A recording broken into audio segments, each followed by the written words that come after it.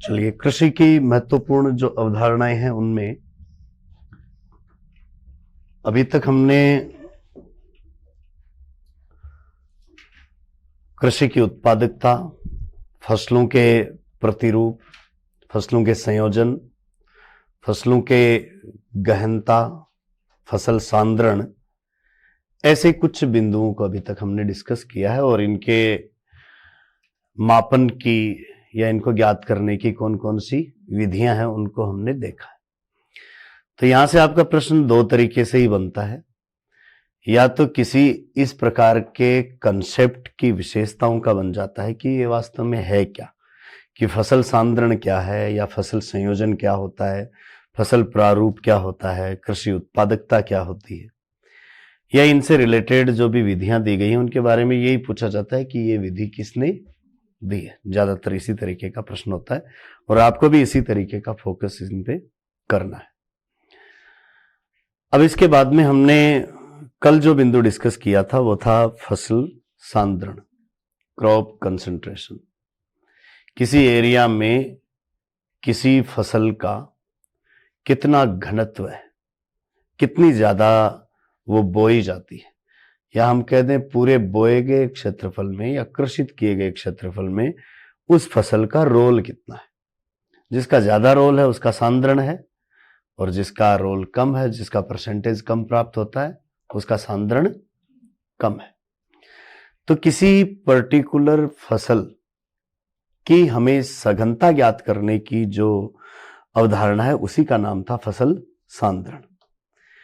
आज हमें अब देखना है अगला कंसेप्ट, वो है फसल विविधता।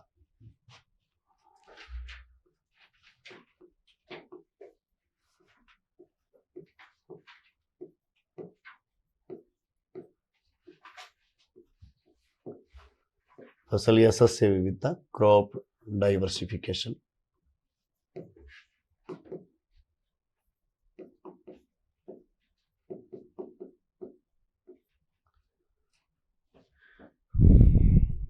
विविधता से मतलब यहां पर है किसी क्षेत्र विशेष में कितने प्रकार की फसलें बोई जाती हैं, यानी किसी एरिया में फसलों का वैविध्य है या नहीं है, यह आपको देखना है।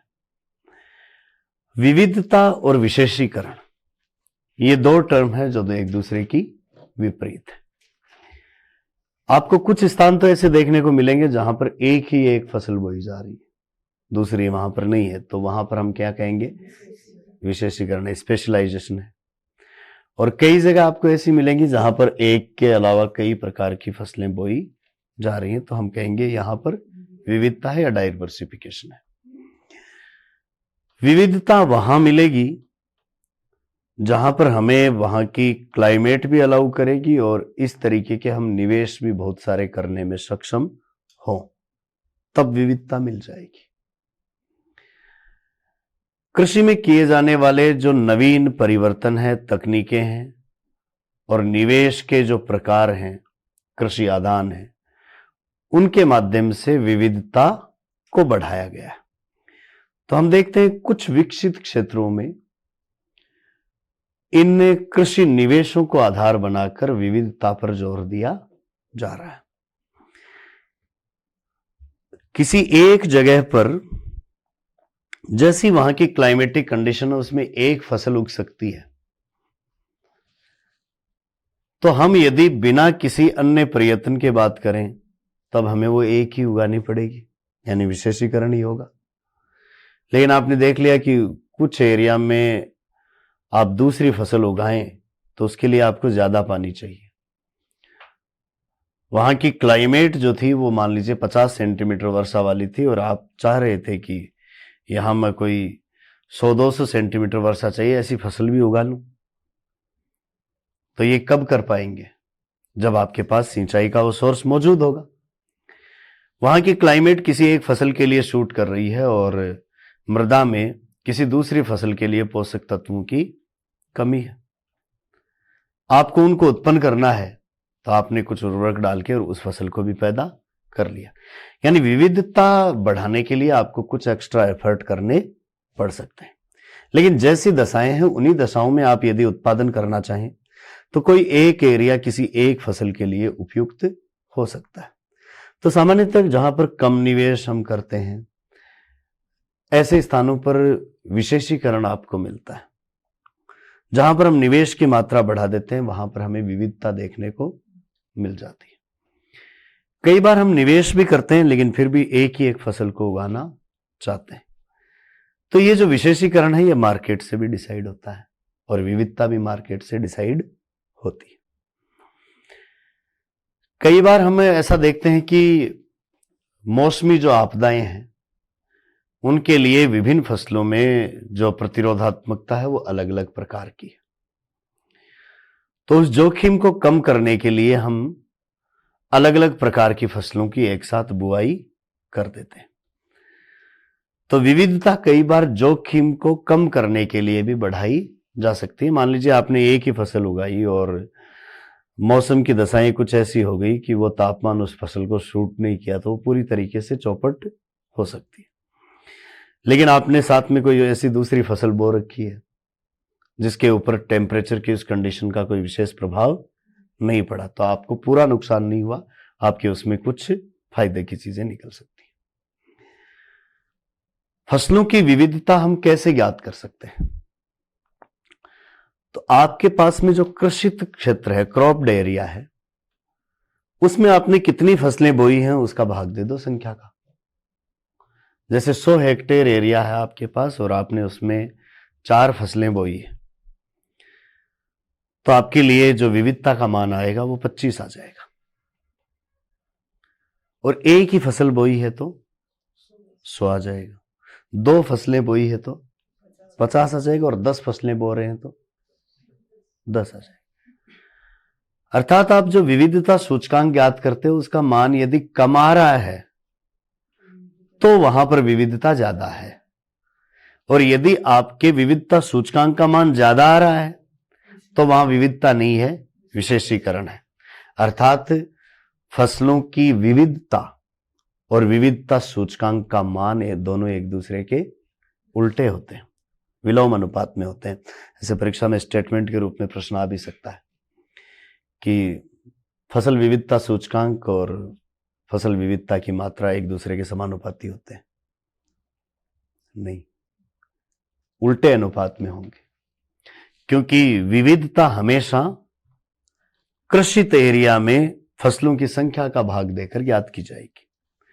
फसलों की संख्या कम होगी तो विविधता के सूचकांक का इंडेक्स का मान ज्यादा आएगा, और फसलों की संख्या ज्यादा होगी तो वो मान कम आएगा। तो कम मान किसका परिचायक है?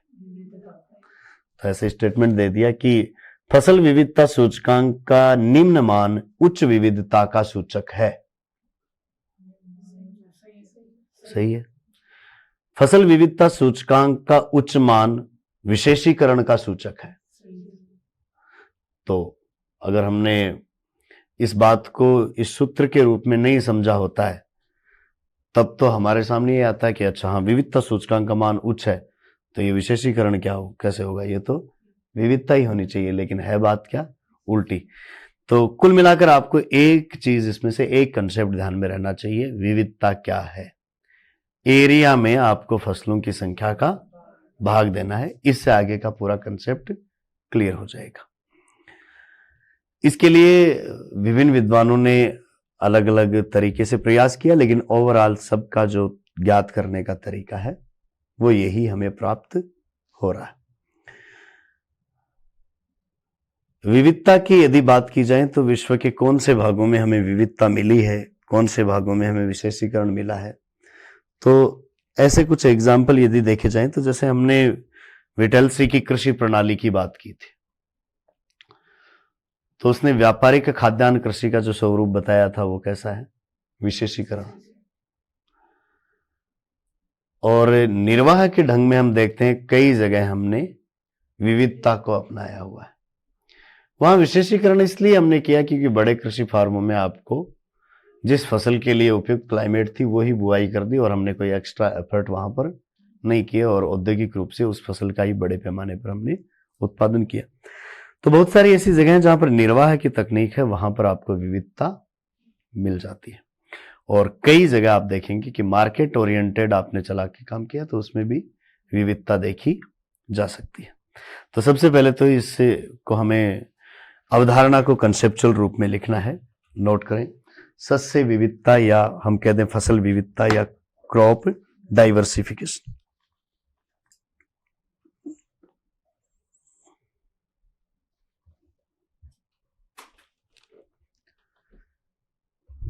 लिखिए, फसल विविधता से आशय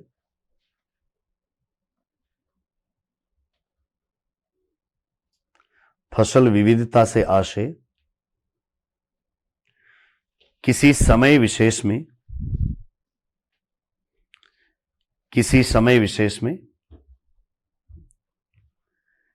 किसी क्षेत्र में बोई जाने वाली किसी समय विशेष में किसी क्षेत्र में बोई जाने वाली फसलों की संख्या से है।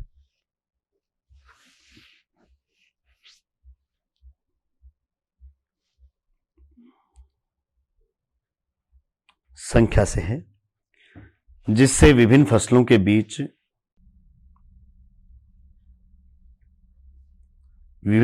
के बीच प्रतिस्पर्धा का पता चलता है। विभिन्न फसलों के बीच प्रतिस्पर्धा का पता चलता है।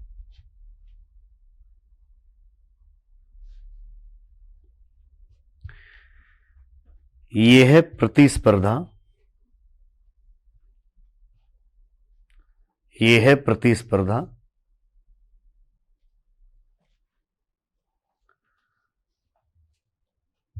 जितनी तीव्र होती है,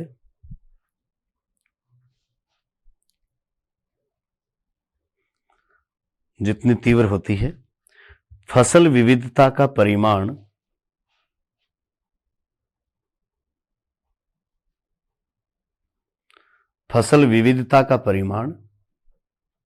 उतना ही अधिक होता है। फसल विविधता का परिमाण उतना ही अधिक होता है।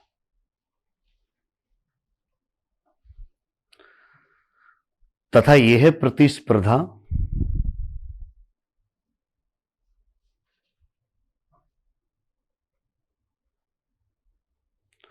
जितनी कमजोर या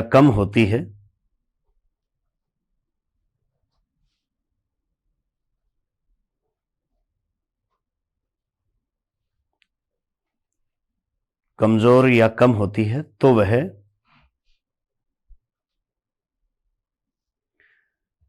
विविधता के बजाय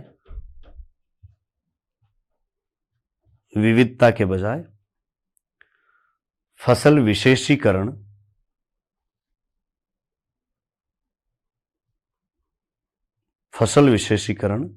का सूचक है।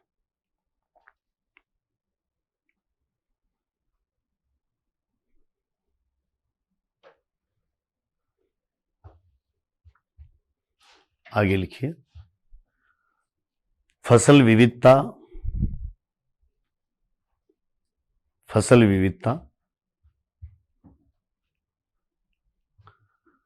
आधुनिक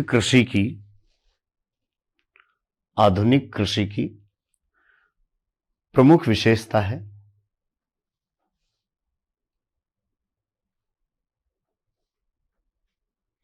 आधुनिक कृषि की प्रमुख विशेषता है, जिसके प्रोत्साहन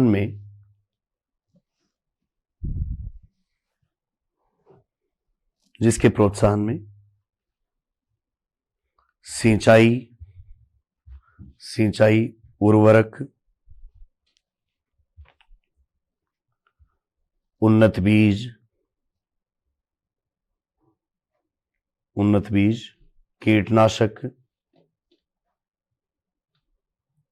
कीटनाशक यंत्रों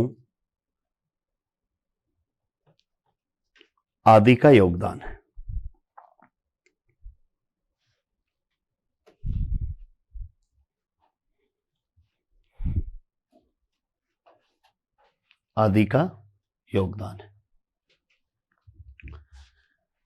किसी क्षेत्र की फसल विविधता को ज्ञात करने के लिए भाटिया ने जो तरीका अपनाया,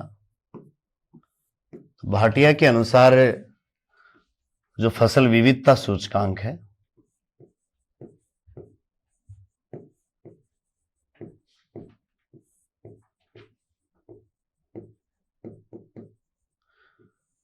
क्रॉप डाइवर्सिफिकेशन इंडेक्स, ये होगा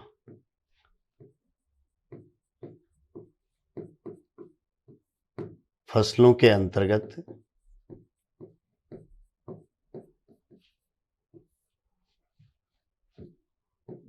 कुल बोया गया क्षेत्र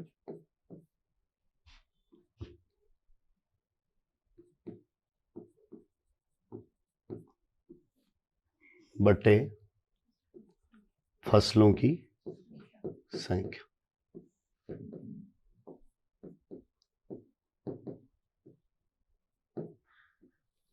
और फसलों की संख्या कितनी होगी, यानी इसमें फसलों की संख्या में फसल उसको उसने माना है जो कम से कम कृषित क्षेत्र के 10% पर तो हो ही। ऐसे ही नहीं कि आपने 2 बीज डाल दिए कि ये भी फसल है, तब उसका हमें भाग नहीं देना, ऐसे तो विविधता सूचकांक आ जाएगा। मान लीजिए पूरे एरिया में एक फसल किसी व्यक्ति ने नहीं उगाई, एक व्यक्ति ने अपने खेत में उगा रखी है, तो उसको फिर यदि हम संख्या में शामिल करेंगे तो वो तो ऐसा बता देगा कि विविधता है। मान लो पूरे एरिया में विशेषीकरण है, एक ही फसल है और एक व्यक्ति ने अपने खेत में 10 प्रकार की फसलें बुआई कर ली एक एक हेक्टेयर में, तो आप तो 11 का भाग दे दोगे सीधा, कि एक तो जो बाकी सब खेतों में है वो और एक 10 इसने बो रखी है वो।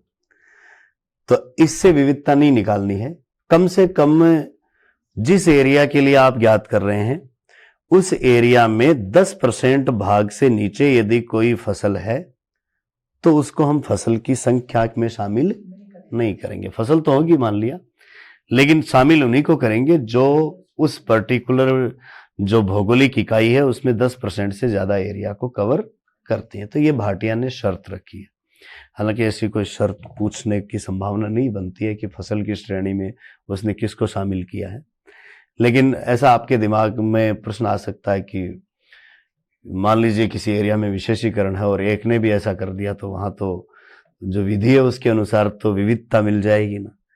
लेकिन विविधता वास्तविक भी हो, केवल आंकड़ों के आधार पर हम ज्ञात कर लें वही नहीं, विविधता आपको वास्तविक रूप से देखने को भी मिले। तो देखने को तो तब मिलेगी जब वहां पर एक से अधिक फसलें वास्तव में हो और पूरे एरिया में लगभग एक ही फसल हो और थोड़े से एरिया में कई प्रकार की फसलें हो, तो वो विविधता आपको सामान्यतः दृष्टिगोचर नहीं होगी। तो इसलिए इन्होंने ये शर्त रखी है 10% एरिया वो कवर करना चाहिए। लिखिए, भाटिया ने फसल विविधता सूचकांक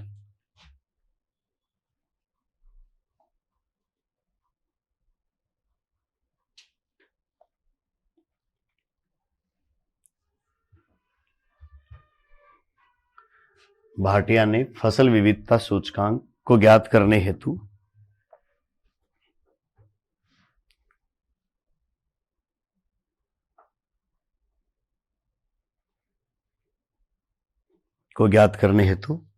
निम्न सूत्र का प्रयोग किया है।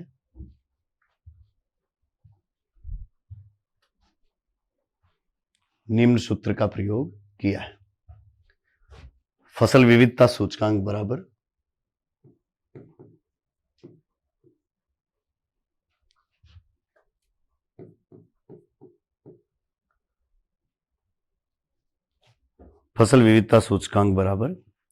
फसलों के अंतर्गत कुल बोए गए क्षेत्रफल का प्रतिशत, कितना परसेंट एरिया आपने फसलों के अंतर्गत रखा है, बटे फसलों की संख्या।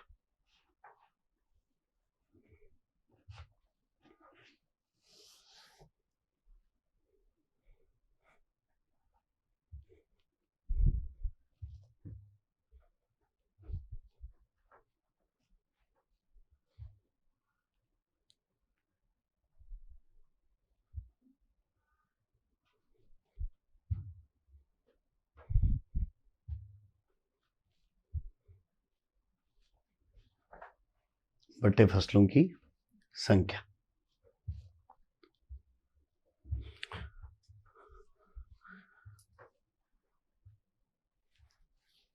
और नीचे लिखिए फसलों की संख्या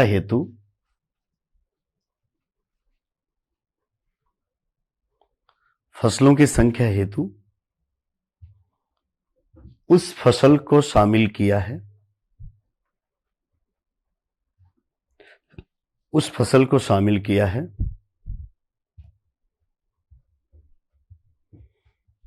जो कृषित क्षेत्र के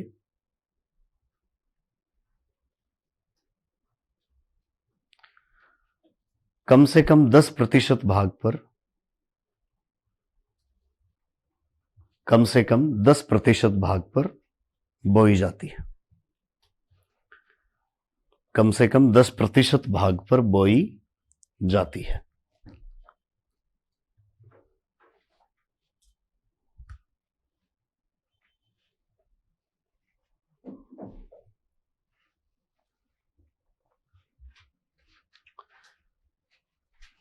भाटिया के अलावा जसबीर सिंह ने भी इसी तरीके से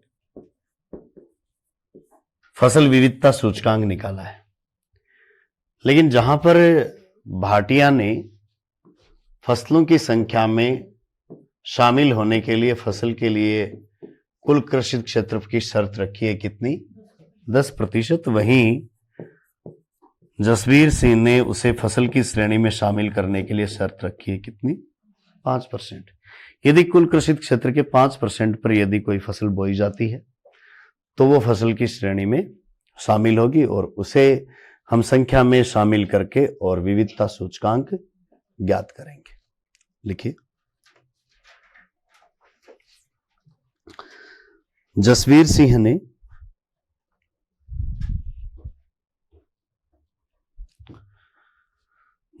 सिंह ने भी उपरोक्त सूत्र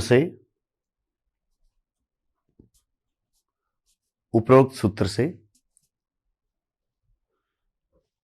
फसल विविधता सूचकांक ज्ञात किया।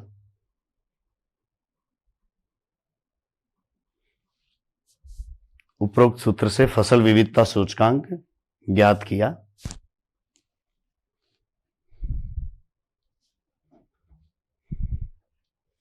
परंतु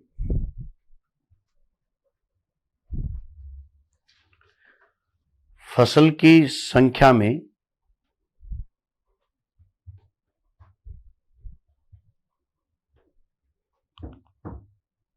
उस फसल को शामिल किया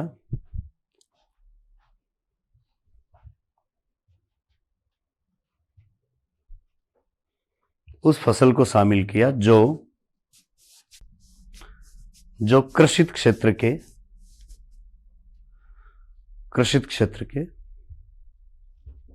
कम से कम 5% भाग पर,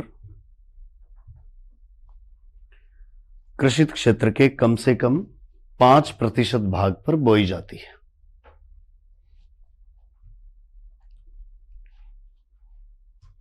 पांच प्रतिशत भाग पर बोई जाती है।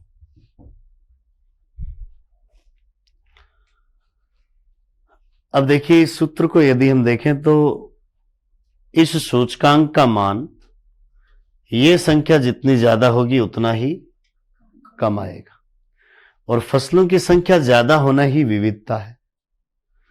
तो अगर विविधता ज्यादा है तो क्या आएगा, सूचकांक का मान कम आएगा, और सूचकांक का मान ज्यादा आ रहा है, इसका मतलब यहां जो हम भाग दे रहे हैं वो संख्या कम है। मान लो किसी एरिया में एक ही फसल बो रहे हैं, तो ऊपर तो हमने एरिया लिख दिया कि कितने एरिया पर हमने बुआई की है। जैसे हमने 80% एरिया पर बोई है फसल, और फसल कितने बोई है, एक ही बोई है, तो आपकी विविधता सूचकांक का मान 80% आ गया, उच्च आ गया। उच्च मान का मतलब विशेषीकरण है। फसल विविधता सूचकांक का उच्च मान विशेषीकरण को प्रदर्शित करता है। और यदि फसलों की संख्या आपने ज्यादा रख ली, जैसे 10 फसलें हैं 80% एरिया पर, तो उनमें से मान लो एक 50 पर है, फिर कुछ 10 पर है, 5 पर, 15 पर है, 12 पर है, 10 पर है, ऐसे अलग अलग फसलें। 80% एरिया पर आपने 10 फसलें बोई हैं, तो आपके इस फसल विविधता सूचकांक का मान 8% आ गया। ये निम्न मान किसका सूचक है, विविधता का सूचक है। तो हमें इनमें उल्टा संबंध मिलता है। फसल विविधता सूचकांक और वास्तव में फसलों की विविधता है या नहीं है, उसमें हमें विपरीत संबंध मिलता है। लिखिए, फसल विविधता की मात्रा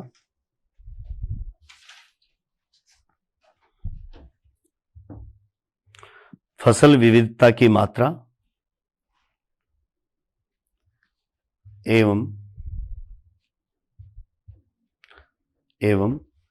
फसल विविधता सूचकांक का मान फसल विविधता सूचकांक का मान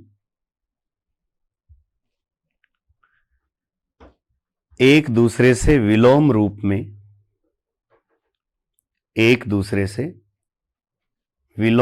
में संबंधित है। एक दूसरे से विलोम रूप में संबंधित है। अर्थात सूचकांक का उच्च मान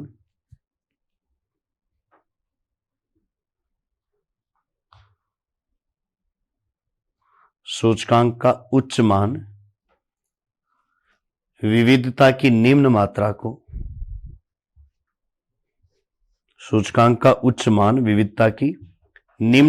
को प्रदर्शित करता है।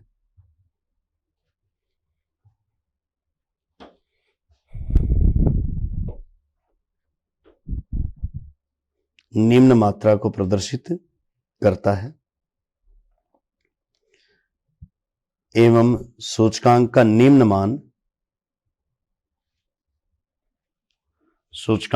मान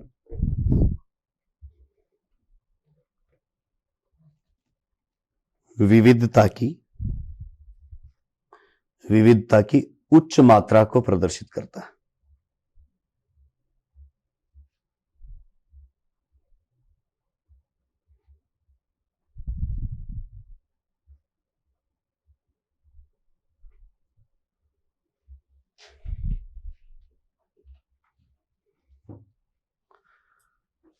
जसवीर सिंह ने इस सूत्र का प्रयोग करते हुए भारत के विभिन्न क्षेत्रों में फसल विविधता सूचकांक का मान निकाला। वहां कृषित किए गए क्षेत्रफल के प्रतिशत में वहां बोई जाने वाली फसलों की संख्या से भाग दिया, जो कम से कम 5% एरिया को कवर करती हो। इसके अनुसार उसने जो विविधता सूचकांक ज्ञात किए उसमें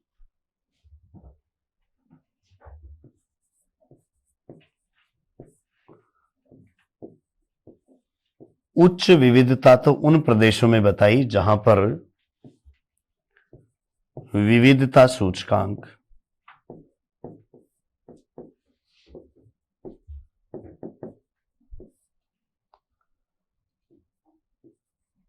पंद्रह से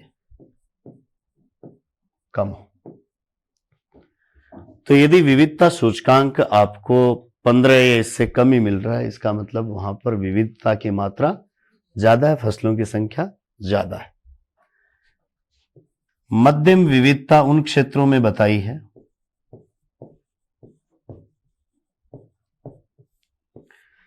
जहां ये विविधता सूचकांक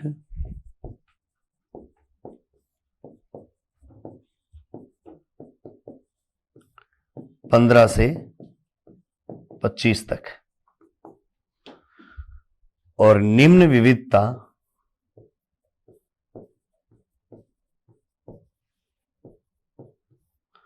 उन क्षेत्रों में बताई है जहां पर यह विविधता सूचकांक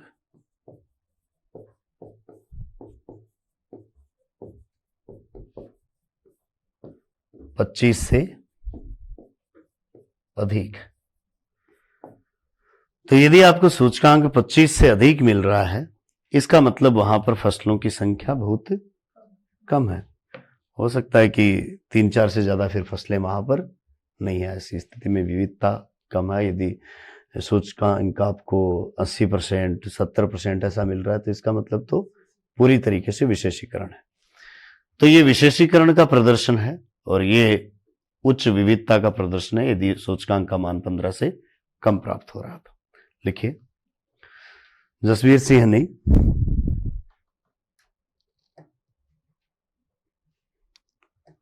विविधता सूचकांक के मान के आधार पर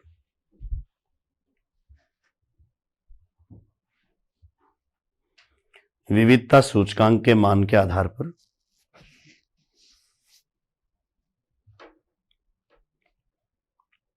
भारत को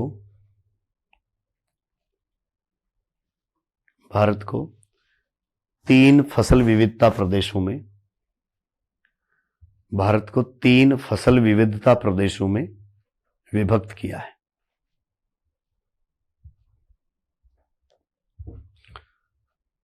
3 फसल विविधता प्रदेशों में विभक्त किया है। पहला लिखिए उच्च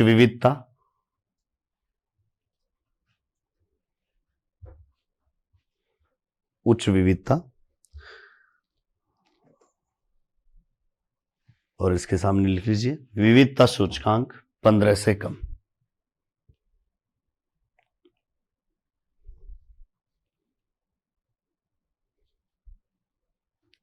विविधता सूचकांक 15 से कम।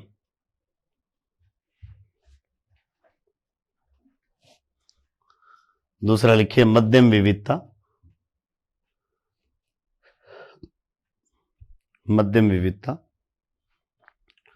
और इसके सामने लिख लीजिए विविधता सूचकांक 15 से 25 तक।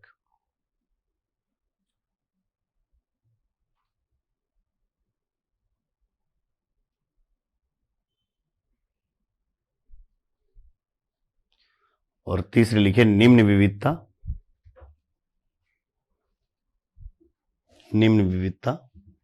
विविधता सूचकांक 25 से अधिक।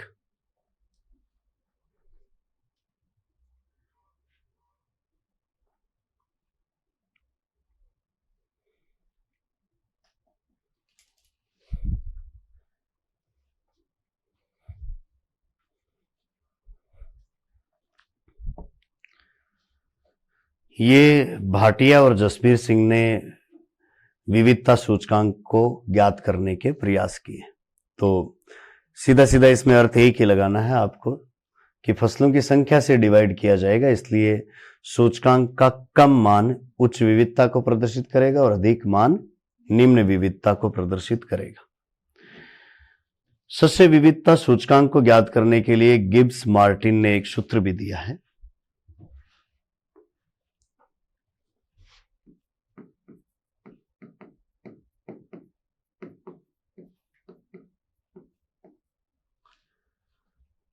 विविधता सूचकांक बराबर 1 माइनस सिग्मा अक्ष स्क्वायर बट्टे सिग्मा अक्ष का स्क्वायर। अक्ष का मतलब यहां पर फसल से। विभिन्न फसलों के अंतर्गत हमने कितना क्षेत्रफल शामिल किया हुआ है, कितना प्रतिशत क्षेत्रफल शामिल किया, उसके आधार पर आपको ये ज्ञात करना है। मान लीजिए इस बात को हम एक सूत्र इसमें एग्जाम्पल के माध्यम से ले लें। किसी एरिया में एक फसल है ए जो कि बोई जाती है 30% भाग पर, दूसरी एक फसल है बी जो कि बोई जाती है 25% भाग पर, तीसरी एक फसल है सी जो कि बोई जाती है 20% भाग पर, एक फसल है डी जो कि हम बो रहे हैं कितने 15% भाग पर, और एक फसल है मान लो ई जो कि बोई जा रही है कितने 10% भाग पर। पूरा हो गया किसको? ठीक। पहली स्थिति में तो आपको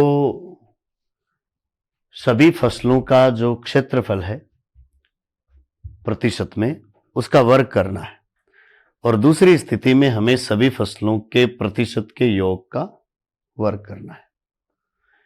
यानी 30 का स्क्वायर कितना, इसको हम मान ले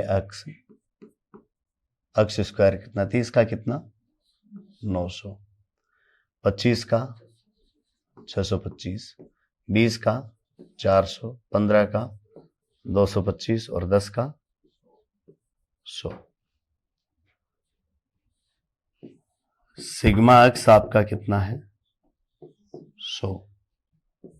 सिग्मा अक्ष स्क्वायर कितना है, कितना हो रहा है 2200 2245 आ रहे हैं क्या? ठीक, 2250 आ रहे हैं, 2250 आ रहे हैं। हमें इससे जो भी प्रतिशत दिए गए हैं इनके जोड़ का भी वर्ग करना है और प्रत्येक के अलग अलग वर्गों का हमें जोड़ करना है। यानी 1 माइनस अक्स स्क्वायर का सिग्मा कितना 2250 बट्टे सिग्मा एक्स कितना है 100 का स्क्वायर 10,000।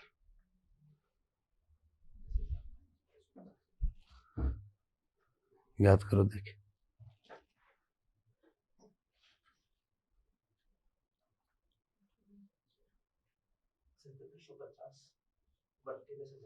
हाँ कितना आया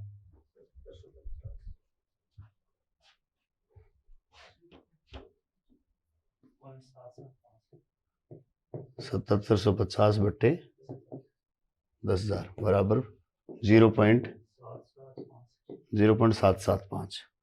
ये आपको विविधता सूचकांक का मान प्राप्त हुआ है। विविधता सूचकांक का ये मान आपको 0.9 से लेकर 0 तक प्राप्त हो सकता है। यदि आपको ये मान 0 प्राप्त होता है तो इसका मतलब वहां पर फसल का विशेषीकरण है, एक ही फसल है, वहां पर विविधता है ही नहीं। और यदि बहुत ज्यादा विविधता है तो आपको इसका मान 0.9 तक प्राप्त हो सकता है। अभी यहां पर आपको मान प्राप्त हो रहा है कितना 0.7। 0.7 ये मान आपको प्राप्त हुआ, तो ये विविधता तो है, विशेषीकरण तो नहीं है। यहां आपने भाटिया और जसबीर सिंह के जो सूत्र देखे उनमें तो आप देख रहे थे कि सूचकांक का यदि मान उच्च प्राप्त हो रहा है तो इसका मतलब विशेषीकरण है, और निम्न मान है इसका मतलब विविधता है। इसके सूत्र में हम देखेंगे कि उच्च विविधता है तो वहां सूचकांक भी कैसा है उच्च, और निम्न विविधता है तो वहां सूचकांक कैसा निम्न आएगा। और यदि केवल एक ही फसल बोई जा रही है तो वहां उसकी दशा में ये शून्य के बिल्कुल निकट आ सकता है या शून्य आ सकता है। तो गिब्स मार्टिन का अलग है, भाटिया जसबीर का अलग है। जब हाँ ये कैसे है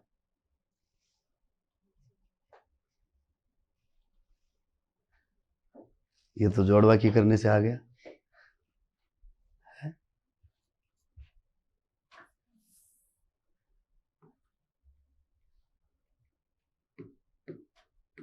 ऐसे करने से आ गया होगा।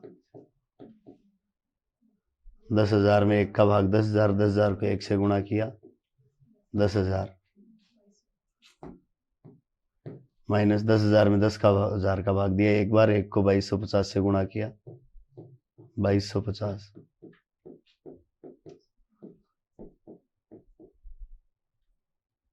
अब आ गया ना? हाँ, आपने सारी स्टेप फॉलो करके हुए और फिर ये सवाल किए हुए, जोड़ बाकी तो करेड़ा ही है ना यहाँ का। हाँ साइड में ही है तो एक में से ही घटाया है।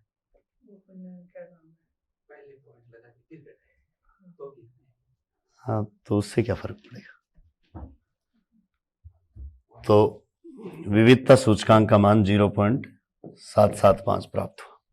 गिब्स मार्टिन के सूत्र में यदि आपको विविधता सूचकांक उच्च प्राप्त होता है तो वो उच्च विविधता का परिचायक है, और यदि निम्न प्राप्त होता है तो वो विशेषीकरण का परिचायक है।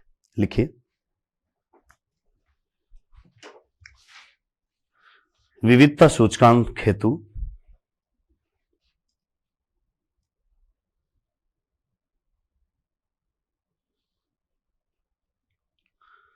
विविधता सूचकांक हेतु गिब्स मार्टिन ने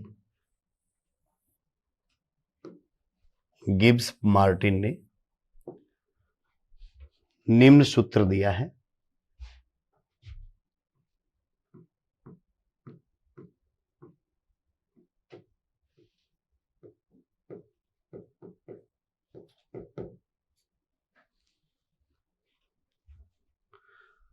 देखिए, वैविध्य सूचकांक बराबर 1 माइनस सिग्मा अक्स स्क्वायर बट्टे सिग्मा अक्स का होल स्क्वायर।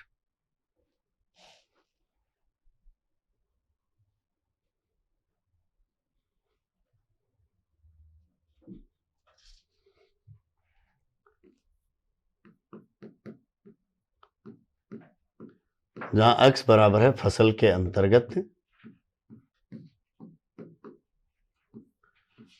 कृषित क्षेत्र का प्रतिशत।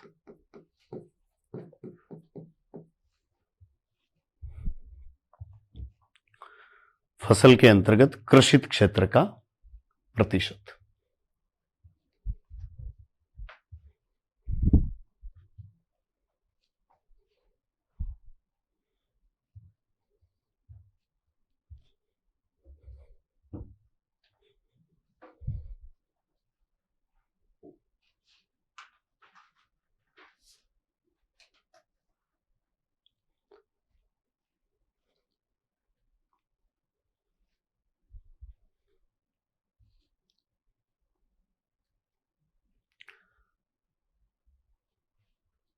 एक माइनस सिग्मा एक्स स्क्वायर बटे सिग्मा एक्स का होल स्क्वायर। तो एक तो हमें सूत्र याद रखना है कि विविधता सूचकांक हेतु गिब्स मार्टिन ने कौन सा सूत्र दिया। ज्यादा से ज्यादा सूत्र ही पूछा जा सकता है। हमने इस सूत्र से प्राप्त विविधता सूचकांक के आधार पर हमें विविधता की मात्रा का पता कैसे चलता है, इसके लिए हमने एक एग्जाम्पल लिया। बाकी कोई एग्जाम्पल हमसे करवाया जाएगा नहीं। जैसे हमने यहां 5 फसलें ली और उनमें प्रत्येक फसल में 10% से ज्यादा एरिया शामिल है। हालांकि इसमें हमें कोई ऐसा रूल नहीं मिल रहा है। हमने भाटिया ने ऐसे कहा था कि कम से कम उसमें 10% एरिया शामिल होना चाहिए। आप इसको चाहो तो और भी नीचा कर लेते, जैसे ए मान लो 20% पर है, बी 15% पर है, सी 10% पर है, डी 8 पर है, ई 7 पर है, एक एफ फसल 6% पर है, एक जी फसल है वो 5% पर। ऐसे संख्या और बढ़ा सकते हो चाहे। आप इनकी संख्या जितनी ज्यादा ऐसे बढ़ाओगे वैसे वैसे आपके सूचकांक का मान क्या आता जाएगा, हाँ? ज्यादा आता जाएगा, ज्यादा आता जाएगा। क्योंकि ऐसी स्थिति में आप अगर एक ही फसल का चयन कर लेते हो, मान लो एक ही फसल का यदि हम चयन करें और वो 100% एरिया पर बोई जा रही है, ठीक है, ए फसल है 100% एरिया पर बोई जा रही है, तो उसके लिए अक्स भी क्या है 100 और अक्स स्क्वायर हम बात करेंगे तो वो भी क्या है 100। तो अक्स स्क्वायर यानी 100 का स्क्वायर और सिग्मा एक्स का स्क्वायर यानी 100 का स्क्वायर, यानी 10,000 बटे 10,000 कितना आएगा 1, और 1 माइनस 1 कितना होगा 0, यानी विविधता है ही नहीं। क्या है, पूरी तरीके से विशेषीकरण है। संपूर्ण कृषित क्षेत्र यदि एक ही फसल के अंतर्गत है तो उसमें ये दोनों वैल्यू कैसी आएंगी, सेम आएंगी। और यदि संपूर्ण कृषित क्षेत्र में आपको जो अनुपात है विभिन्न फसलों का वो अलग अलग मिलता है और इनकी संख्या यदि ज्यादा मिलती है तो ऐसी स्थिति में ये जो संख्या है नीचे वाली ये बढ़ती जाएगी और ये अनुपात है ये कम होता जाएगा। जैसे मान लो आपने कह दिया कि ए फसल के अंतर्गत 90% एरिया है, ठीक है। अब 90 का वर्ग कितना होता है 8100। आपने यहां देखा कि इनका सब क्या मिलाकर ही 2250 हुआ है। अगर एक के अंतर्गत आप 90 दे दो और बाकी में 4-4, 5-5, 3-3 ऐसे दे दो, कम दे दो, तो ऐसी स्थिति में ये मान बढ़ जाएगा, यानी ये बढ़ जाएगा, ये बढ़ जाएगा। तो ऐसी स्थिति में आपका ये टोटल वैल्यू क्या आएगी, ज्यादा आएगी। और ये ज्यादा हम एक में से घटाएंगे तो ये मान कैसा आएगा, कम आएगा। तो जैसे ही किसी एक फसल का आपको प्रतिशत ज्यादा मिलेगा ऐसी स्थिति में ये सूचकांक का मान आपका कम होता जाएगा। जैसे आप एक और एग्जांपल ले लो, मान लो ए फसल के अंतर्गत 50% है, बी के अंतर्गत 35% है, सी के अंतर्गत 8% है मान लो, डी के अंतर्गत 4% है ऐसे कहते, और ई के अंतर्गत है 3%। तो टोटल अभी भी इनका तो कितना है, 100 ही है ना। अब इनका हम यदि स्क्वायर देखें तो 50 का कितना है, 2500, 35 का 35, हाँ 1225, 8 का 64, 4 का 16 और 3 का 9। सिग्मा एक्स स्क्वायर कितना आया, हाँ 3814। 1 माइनस 3814 बटे 100 का स्क्वायर यानी 10,000। तो 10,000 में से 3814 घटाएंगे 6,186 आएगा क्या, बटे 10,000 यानी 0.618। तो जैसे ही एक फसल का आपने परसेंटेज ज्यादा देखा और इनकी मात्रा कम हुई तो सूचकांक का मान पहले आपका 0.7 आ रहा था और 0.6 आ गया, घट गया, मतलब विविधता कम हुई है। यानी ये जो बहुत कम पैमाने पर उत्पादित की जा रही है ये वहां पर फसल की श्रेणी में आई ही नहीं। यहां पर आप देखेंगे तो ये लगभग 2 फसलें ही डोमिनेट कर रही हैं, इसलिए विविधता थोड़ी कम हो गई। अगर इसी बात को हम ऐसे कह दें जैसे ए फसल के अंतर्गत 80% एरिया है, बी फसल के अंतर्गत 10% है, सी फसल के अंतर्गत 5% है और डी फसल के अंतर्गत 5% है। फसलें तो फिर भी 4 हैं। टोटल एरिया इनके अंतर्गत 100% मान लो आ रहा है। 80 का वर्ग कितना, 6410 का 100, 5 का 25 और 5 का 25, ये कितना आया, हाँ 25 और 25 या ना 6550। गिब्स मार्टिन के सूत्र में देखें तो 6550 बटे 10,000,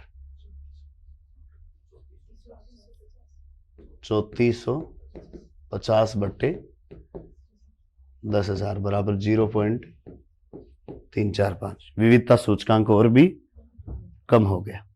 तो जैसे जैसे यदि फसलों के अंतर्गत क्षेत्रफल किसी एक फसल में यदि ज्यादा बढ़ता जाता है तो वैसे वैसे विविधता सूचकांक का मान कम होता जाता है।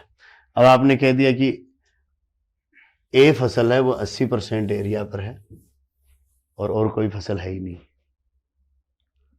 तो सिग्मा एक्स क्या 80 और एक्स स्क्वायर कितना 6400, सिग्मा एक्स स्क्वायर कितना 6400।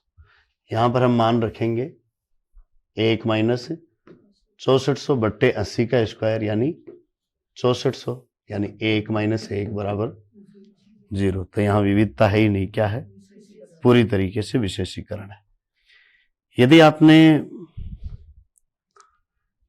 ए फसल के अंतर्गत देखा कि 20% क्षेत्र है, बी के अंतर्गत हमने कह दिया कि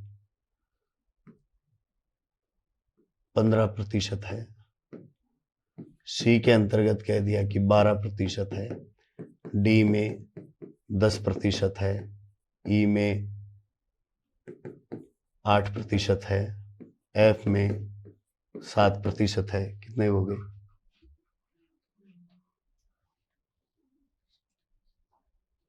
जी में 5% है। मान लीजिए इतना प्रतिशत कृषिगत एरिया है, कितने पर है, 20, 15, 35, 12, 47, 57, 8, 65, 72 और 5, 77। चलिए एक और कर लेते हैं, ये 3% पर है। 80% एरिया कृषित है। अक्ष स्क्वायर क्या है, 20 का 400, 15 का 200, 25, 12 का 144, 10 का 100, 8 का 66, 7 का 49, 5 का 25, 3 का 9। सिग्मा एक्स स्क्वायर बराबर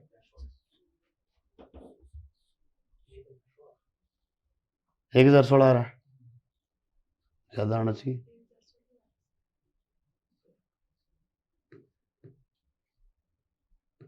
पक्का ही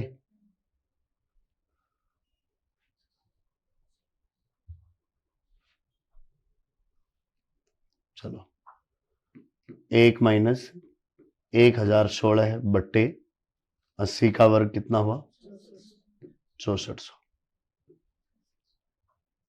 तो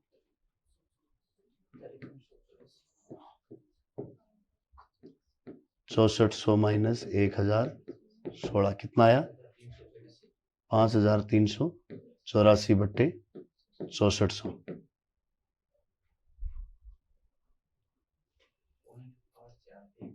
0.841। तो मान काफी ज्यादा आ रहा है, इसका मतलब विविधता ज्यादा है। तो भाटिया और जसबीर सिंह के जो सूत्र थे उनमें उच्च विविधता सूचकांक का मतलब है विशेषीकरण, जबकि इसमें उच्च विविधता सूचकांक का मतलब है उच्च विविधता और निम्न विविधता सूचकांक का मतलब है निम्न विविधता। इसमें आपको सूचकांक का मान 0 प्राप्त हो सकता है या अधिकतम जाए तो 0.9 तक प्राप्त हो सकता है। तो 0 से 0.9 के बीच में वेरी करता है। अगर 0.9 की तरफ है इसका मतलब विविधता ज्यादा है, और 0 है तो वहां पर विविधता के बजाय क्या है विशेषीकरण है। तो हमने तो बहुत सारे एग्जाम्पल करके इस चीज को देख लिया है, बाकी ऐसा कोई भी एग्जाम्पल नहीं आना है। आपको क्या पूछा जा सकता है, मैक्सिमम सूत्र पूछा जा सकता है, और सूत्र के आधार पर हमने एक एग्जाम्पल लिया था तो वो एक एग्जाम्पल हम देख सकते हैं। सूत्र लिख लिया ना आपने? इसके नीचे पहले एक लाइन लिख लीजिए। इस सूत्र से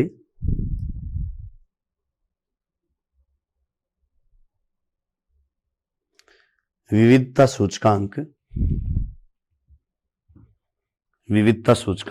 0.9 से 0 के बीच प्राप्त होता है। 0.9 से 0 के बीच प्राप्त होता है।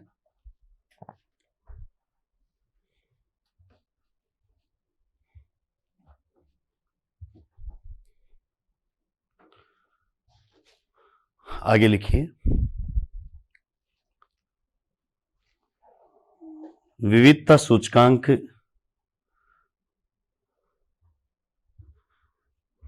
0.9 या इसके निकट प्राप्त होने पर 0.9 या इसके निकट प्राप्त होने पर उच्च विविधता का सूचक है।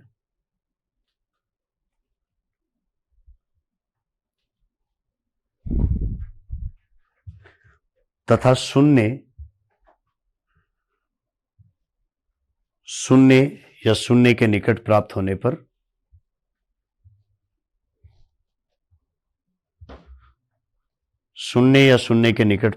पर विशेषीकरण का सूचक है।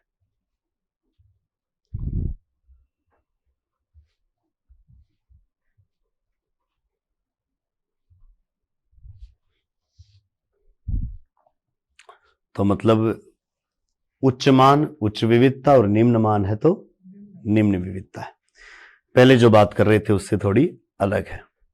आगे लिख लीजिए, उपरोक्त सूत्र को निम्न उदाहरण से समझ सकते हैं।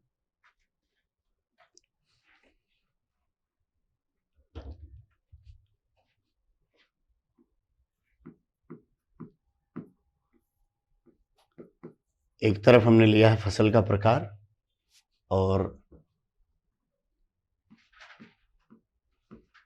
फसल का प्रतिशत, हम कह दें कृषित क्षेत्र का प्रतिशत।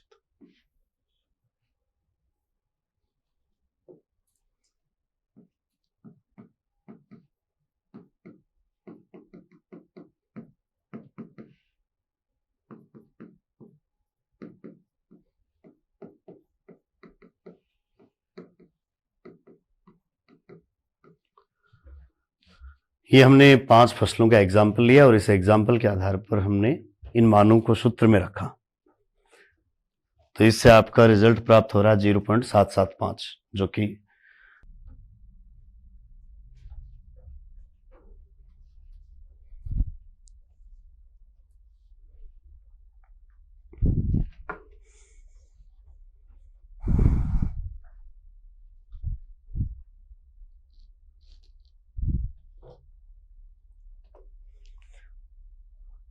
अब यदि आपको सामान्यतः ही ऐसा पूछ लिया जाए कि विविधता सूचकांक का उच्च मान क्या प्रदर्शित करता है, तो हमें डायरेक्ट गिब्स मार्टिन के सूत्र पर नहीं जाना है।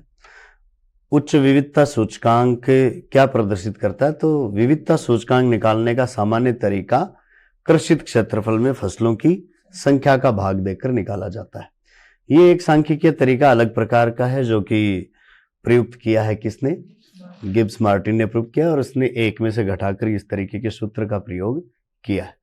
अगर पर्टिकुलर आपको ऐसा पूछा जाए कि गिब्स मार्टिन के अनुसार उच्च वैविध्य सूचकांक प्रदर्शित करता है, तो वो उच्च विविधता को, और निम्न विविधता सूचकांक निम्न विविधता या विशेषीकरण को प्रदर्शित करता है। गिब्स मार्टिन के अनुसार वैविध्य सूचकांक 0 प्राप्त होने की दशा में क्या होगा, तो विशेषीकरण होगा, और 0.9 प्राप्त होने की दशा में अत्यधिक उच्च विविधता प्राप्त होगी। लेकिन सामान्यतः आपको ऐसा किसी का नाम बिना नाम दिए भी पूछ लिया जाए, तब हमें ये ध्यान में रखना है कि कृषित क्षेत्र के प्रतिशत में फसलों की संख्या का भाग देने से विविधता सूचकांक निकलता है, और उस विविधता सूचकांक का मान यदि कम है तो इसका मतलब फसलों की संख्या ज्यादा है, यानी विविधता है, और उसका मान उच्च है, जिसका मतलब फसलों की संख्या कम है, यानी निम्न विविधता है। तो ये बात हुई विविधता के बारे में, फसल विविधता के बारे में। तो दो कंसेप्ट आपने देखे, एक गिब्स मार्टिन का और एक भाटिया और जसवीर की जो विधियां हैं वो लगभग एक जैसी थी। तो किसी क्षेत्र में बोई जाने वाली फसलों की संख्या को ही दरअसल हम विविधता कहते हैं, और आधुनिक कृषि में हम देखें तो ऐसी विविधता काफी ज्यादा अपनाई जाने लगी, जिसमें सिंचाई, उर्वरक, उन्नत बीज, कीटनाशक, इन सब का प्रभाव पड़ता ही है। इसके अलावा आपके जो एग्रीकल्चरल कंसेप्ट हैं उनमें से एक कंसेप्ट और है, और बिल्कुल छोटा सा है, जिसका नाम है वाणिज्यीकरण की मात्रा, या हम कह दें वाणिज्यीकरण की तीव्रता।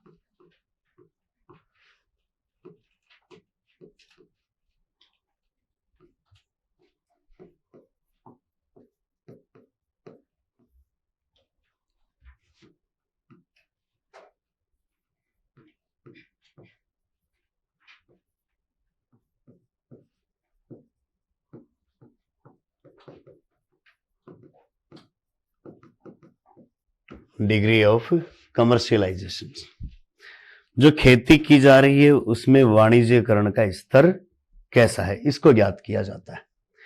तो किसी एरिया में जो भी फसलें उत्पादित की जा रही हैं वहां व्यापारीकरण का कैसा स्तर है, इसको कैसे ज्ञात कर सकते हैं। तो इसको ज्ञात करने का एक ही तरीका है, आपने जितनी फसलें उत्पादित की उनका कितना मूल्य है, और दूसरी बात आपने जो बेची उनका कितना मूल्य प्राप्त हुआ। यानी हमें ये गणना करनी है फसलों की कोई प्रतिशत या उनका उत्पादन का जो भार की मात्रा है उनके आधार पर नहीं करनी है। हमें ये ज्ञात करना है कि जो भी फसलें उत्पादित की गई उनका मनी वैल्यू क्या है, उनके मुद्रा के रूप में उनका मूल्य क्या है, और उनको बेचने से हमें प्राप्त धन की मात्रा कितनी है। तो उत्पादन कितना हुआ ये मैटर नहीं है, उस उत्पादन का मूल्य क्या है और उस उत्पादन को बेचने से क्या मूल्य प्राप्त हुआ है। तो हमें जो बेचने से मूल्य प्राप्त हुआ उसमें हम फसलों के कुल मूल्य का यदि भाग दें तो उससे हमें वाणिज्यीकरण की तीव्रता प्राप्त होती है। जैसे मान लीजिए किसी एक एरिया में किसी एक भौगोलिक इकाई में हमने कह दिया कि जो फसल उत्पादित हुई उसका बाजार मूल्य बनता है 50 लाख रुपए, और वहां के लोगों ने 5 लाख रुपए के अनाज या फसलें मार्केट में बेचे, तो वहां वाणिज्यीकरण का स्तर क्या है, 5 लाख बटे 50 लाख, यानी कितना, 1/10, 1/10, 10% है। यदि जितनी फसलें उत्पादित की गई हैं वो पूरी की पूरी मार्केट में बेची गई है तो वहां पर वाणिज्यीकरण का स्तर कितना आ सकता है, 100% आ सकता है। तो फसलों का जो उत्पादन का मूल्य है उसको हम उनको बाजार में बेचने से प्राप्त मूल्य से कंपेयर करते हैं, यही कहलाता है वाणिज्यीकरण की तीव्रता। इसका उच्च मान उच्च वाणिज्यीकरण को प्रदर्शित करता है और निम्न मान निम्न वाणिज्यीकरण को प्रदर्शित करता है। और जितने मूल्य की फसलें उत्पादित की जाती हैं मैक्सिमम उतने मूल्य की बेची जा सकती है, लेकिन मैक्सिमम ये लिमिट है, मिनिमम तो हो सकता है कि आपने 1 रुपए की भी नहीं बेची, तो ये आपको बाजार से प्राप्त जो राशि है उसका मान 0 भी आ सकता है। यदि आपकी कृषि निर्वाह प्रकार की है और आपने जो उत्पादित की है उसकी तो मार्केट वैल्यू तो बनती है, लेकिन मार्केट में बेचने से आपने कुछ भी प्राप्त नहीं किया है, तो वहां पर वाणिज्यिकरण की मात्रा क्या है? 0 है। यानी बाजार से प्राप्त मूल्य 0 बट्टे उत्पादन का जो वस्तु है उसका मूल्य आपका आएगा। तो 0 में यदि हम उस बड़ी संख्या भी है उसका भाग देंगे तो मात्रा क्या रहेगी? 0 ही रहेगी। तो इसको तो केवल एक कंसेप्ट के रूप में लिखना है, हम केवल एक सूत्र के रूप में इसको प्रेजेंट जरूर कर सकते हैं। लिख लीजिए,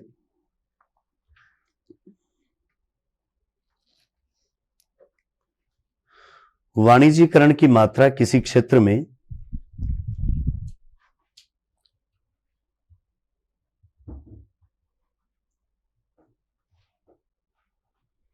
वाणिज्यिकरण की मात्रा किसी क्षेत्र में उत्पादित की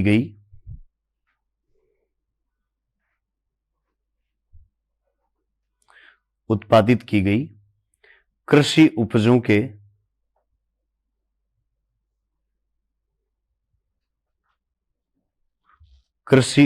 के मूल्य का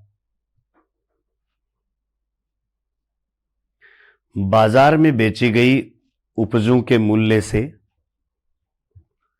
बाजार में बेची गई उपजों के मूल्य से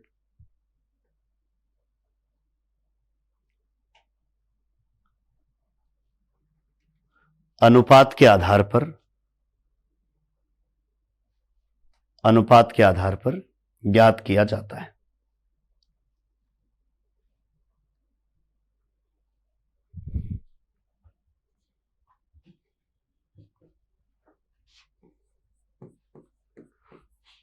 सूत्र के रूप में हम बात करें तो देखिए, वाणिज्यिकरण की मात्रा बराबर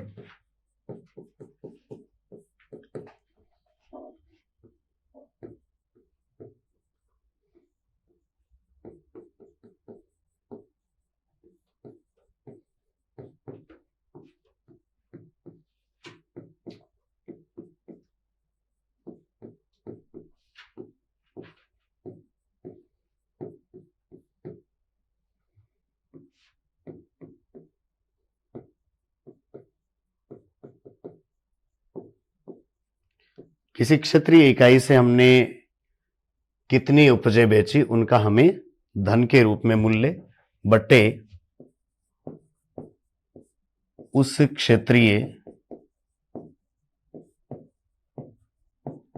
इकाई से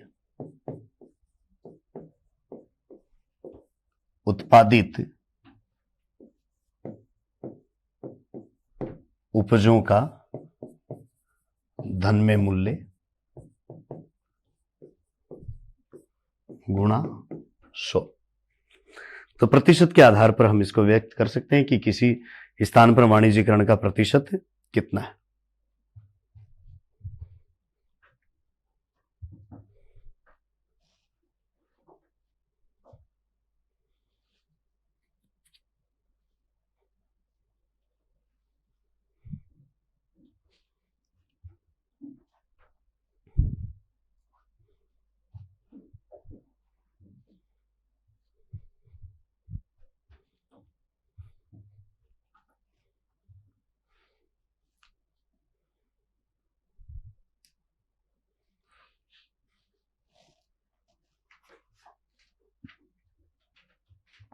बाकी वाणिज्यिकरण की मात्रा में और कोई हमें विशेष फैक्ट नहीं देखना है। किसी भी एरिया में कितना व्यापारीकरण है इसका सीधा सीधा अनुपात यही है कि वहां कृषि उपजों को बेचने से क्या प्राप्त हुआ और वहां उत्पादित कृषि उपजों का वास्तव में मूल्य क्या था। यदि आप नहीं बेच रहे होते, निर्वाह कृषि का ढंग है, तो हो सकता है कि उपजों का मूल्य पता नहीं हो, लेकिन हम मार्केट से कंपेयर करके ज्ञात कर सकते हैं कि कुल उत्पादन कितना हुआ और मार्केट वैल्यू के अनुसार इनका इतना मूल्य बनता है।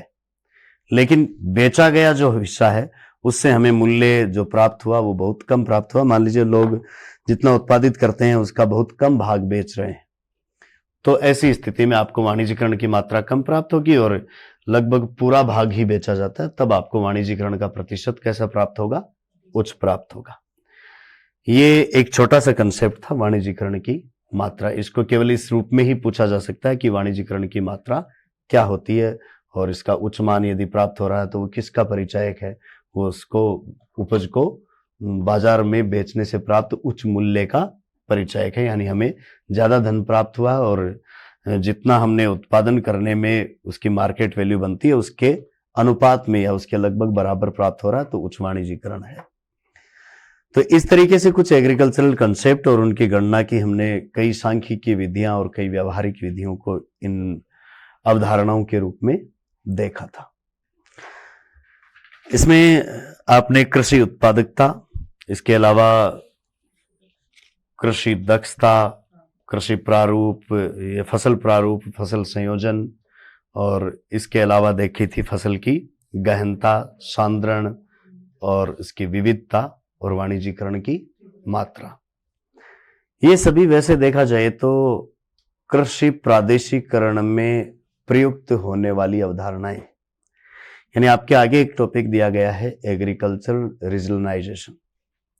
एग्रीकल्चर रीजन कैसे बनाए जाते हैं, तो कोई कृषि प्रदेश है वो कैसा होगा, उसके लिए हमें उसमें समरूपताएं जब ढूंढते हैं तो इन चीजों को आधार बनाते हैं। जैसे विविधता सूचकांक कैसा है, वहां पर फसल सांद्रण कैसा है, वहां पर फसल गहनता किस प्रकार की, यानी भूमि को एक बार से अधिक बार बोया जा रहा है या नहीं बोया जा रहा है, उत्पादित वस्तु को मार्केट में बेचा जा रहा है नहीं बेचा जा रहा है, वाणिज्यिकरण का स्तर किस प्रकार का है, इन चीजों को देखते हैं। निवेश कैसा किया जा रहा है, उत्पादकता वहां पर किस प्रकार की है, फसलों का संयोजन कैसा है, इन चीजों को देखकर हम जहां पर भी हमें समान विशेषताएं मिलती हैं उनको एक कृषि प्रदेश बताते हैं। तो ऐसे कृषि प्रदेशों के डिमार्केशन के लिए, उनकी लिमिटेशन के लिए या उनके सीमांकन के लिए हम अब तक जो हमने अवधारणाएं ज्ञात की हैं इनका भी प्रयोग किया जाता है। साथ में कुछ और तत्वों को भी आधार बनाकर कृषि प्रादेशिकरण किया जाता है, जिसके आधार पर आपको विश्व के कुछ बड़े देशों के एग्रीकल्चर रीजन्स यानी कृषि प्रदेश देखने, उनकी हम बात करेंगे। और वान थ्यूनेन ने भी कुछ कृषि पेटियां बनाई थी, उनको हमें डिस्कस करना है, जो आगे एक क्लास में कल देखेंगे।